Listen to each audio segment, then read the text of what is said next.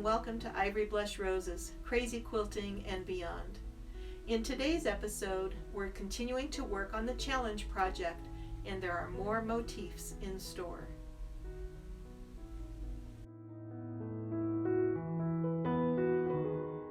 I fell in love with the beautiful turquoise blue flowers that were in the challenge kit, and so I asked Nikki, who had put the kits together, where she had gotten them. And she said, oh, she just found them at Hobby Lobby. So today I thought I would film this little additional bit to go with our floral motif creation video and just show you where they came from. So for $2.99 I got a stalk of these kind of paper velvet hydrangea blossoms. Are almost like felt, I guess, is really rather than velvet. And so I've just been pulling them apart. They come apart really easily. You just hold it and pull it off, and there you have your blossoms. And look at this, is just from a part of one of these that I've gotten all of these flowers to use.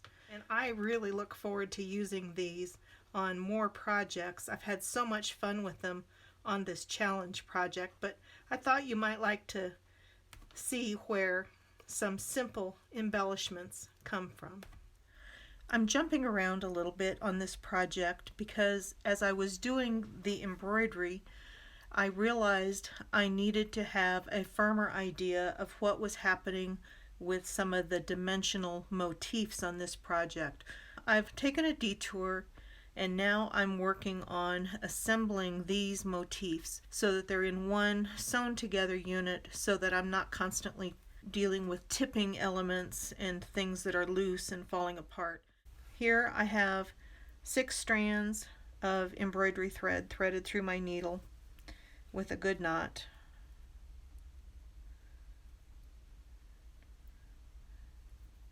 Trying to keep the petals spread out somewhat evenly.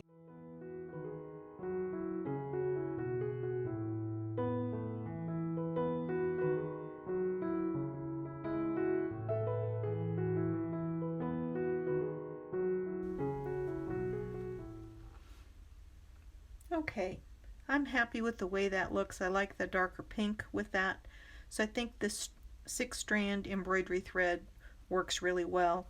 And so the next step then is to attach it to the paper velvet flower.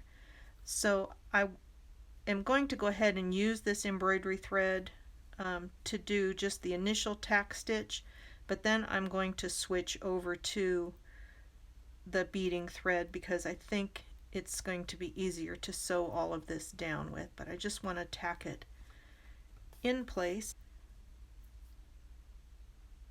So I'm just pulling everything together nice and snug.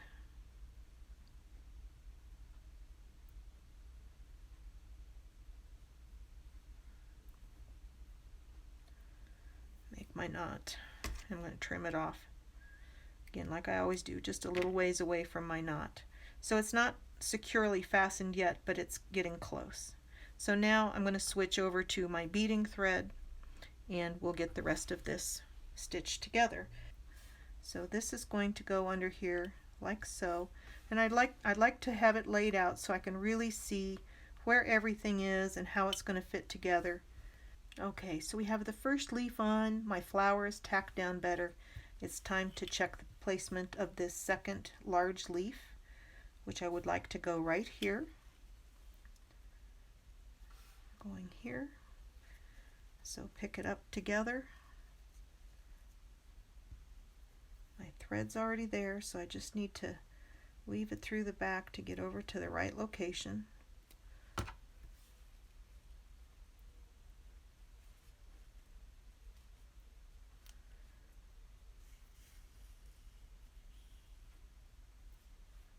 Pulling that needle through. So the big leaves are pretty bulky, and I really want to try and stitch through the side that's closest to the flower because that will hold it better with less wobbling.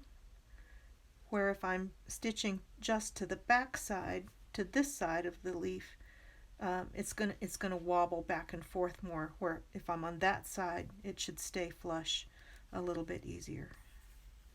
And it feels like it's moving on me, so I'm just going to check it. No, that still looks good, so let's go ahead and keep stitching that down. You can see how much better it looks already. It's flattening out and all coming together. So now I want to add in this little lace leaf, which I would like to stick out a good ways. So we're going to turn that over. There we are.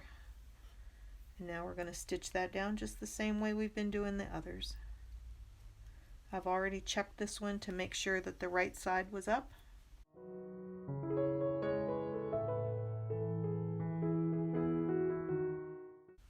So I'm just trying to go through the backside layers of that flower. There we go. I think that one is held together well enough. I'm happy with how it's turned out. Well, I thought I was done, but I realized I really needed to sew on this white lace piece in the corner. So I just basted it on around that floral motif to sort of center it in. One thing to note is that I have used fray check on all of these cut edges where I trimmed the lace apart, and that will help give it some stability once I get it on the piece. I'm working on the tassels. I'm using the one that when I finished the motif earlier as kind of my master copy. So I've already made two, and I've made one of my other charm dangles, and now I'm working on the last tassel. I threaded my needle with a new length of thread, and I'm using Thread Heaven to condition my thread so it helps prevent knotting. In a future video, we'll be talking about different types of thread conditioners and how they're used.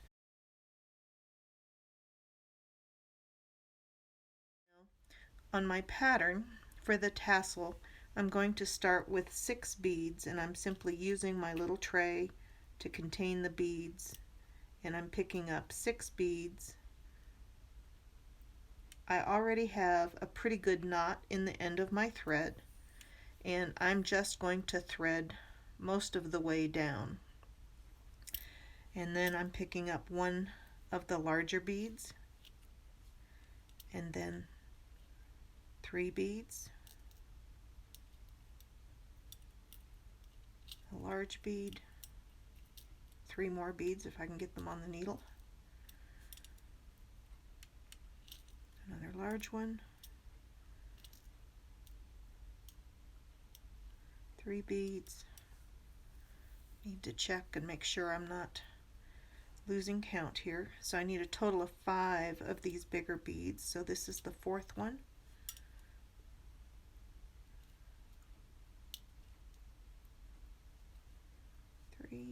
And then this is the 5th one.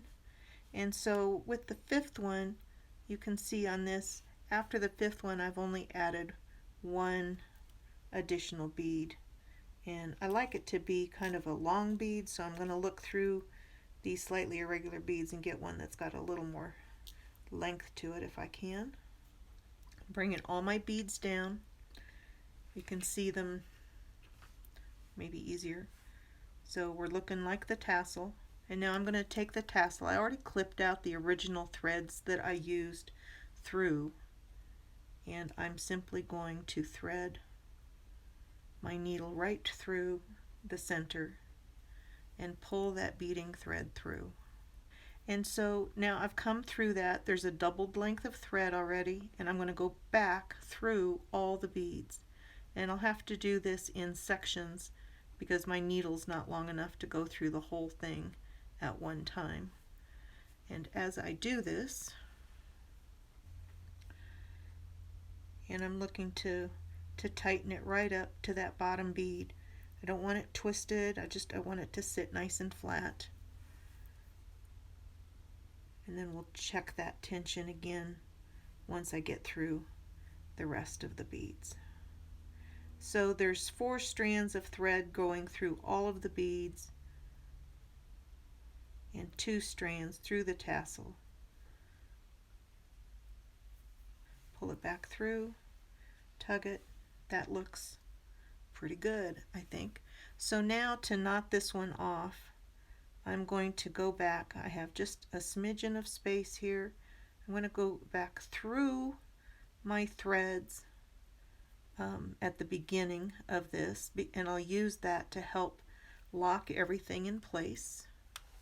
And I'm working with a long length of thread, and I guess in hindsight I probably should have cut a length that was closer to what the project actually needed. But I've still got two more charms to do. And I'm going to make a knot around this original thread much the same way I would on the back of a project. Got my loop, pulling it through, and now I'm going to cut, and I'm going to leave a length of thread so that I can use that to sew it onto the project. So I'm leaving a little over, I think there's about 6 to 8 inches of length on that. And so now my tassels are done. They're all ready to sew on. And now I'm going to finish working on the 2 charms in much the same fashion.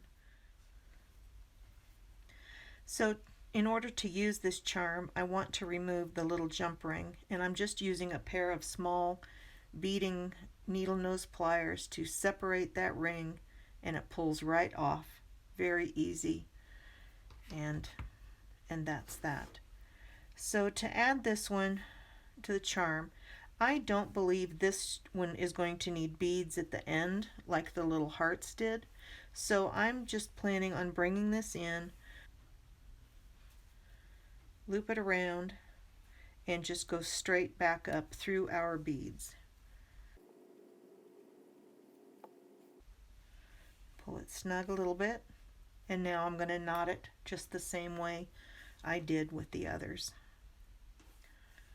For the little owl charm, I'm going to do the same thing with the butterfly. I'm not going to put beads on both sides of it, but we're only going to hook into one of the jump rings. So again, just going to thread it through, and then we're going to go right back through our beads.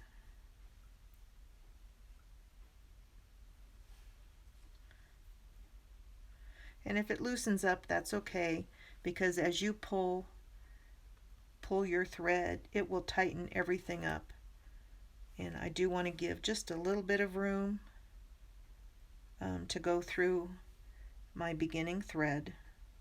And if it's a little bit loose, that's okay, because I can tighten that up when we sew it down as well. And then making my knot.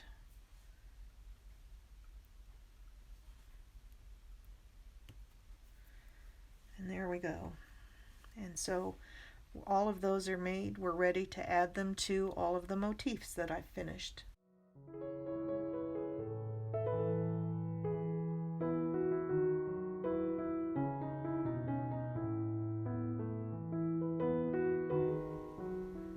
And so there we have our fan corners. The motifs are all done. I also have the outer corners done. There's 4 of these. And you may have remembered me saying that I was going to use the darker pink of the rayon ribbon flowers, and when I put them together they just weren't right. So I dug through my stash and I found just a little bit more of the dark pink ribbon, and so I made 2 flowers and used that instead. Now that the motifs are finished, I'm going to lay them out on the project and we'll take a bigger look at it, and that will help me know where to go with the rest of the embroidery and trimming before we sew everything down instead. And I'm really happy with how it's looking. I think this whole piece is coming together beautifully. Thank you for watching this episode of Ivory Blush Roses, Crazy Quilting and Beyond. I hope you've enjoyed watching these motifs come together. Don't forget to subscribe, click on the bell to be notified of new episodes, give me a thumbs up, and leave a comment in the comment section below. I'm looking forward to hearing from you. Happy stitching. Let's go make something beautiful.